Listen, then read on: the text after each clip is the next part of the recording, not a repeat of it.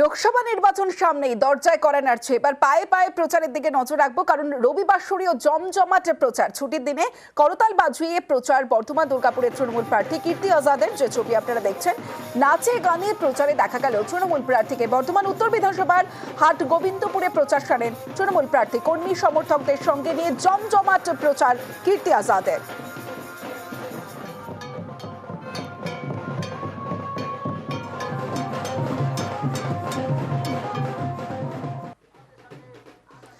এবার যে ছবি দেখছেন আসানসোলের ছবি। আসানসোলে প্রচারে সিপিআইএম প্রার্থী জাহানারা খান। ঢাক ঢোল বাজিয়ে জমজমাট প্রচার করলেন সিপিআইএম প্রার্থীর সঙ্গে দলীয় কর্মী সমর্থকদের সঙ্গে নিয়ে জনসংযোগ সারেন জাহানারা খান।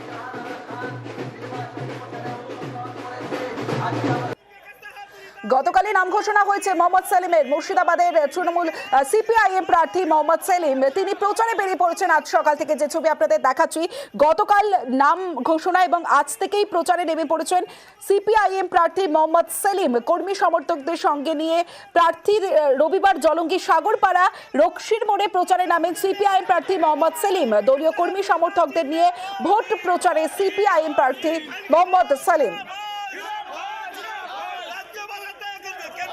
ভিতর কল করে না, ও কাউরিলে করা দরকার নাই তোমার।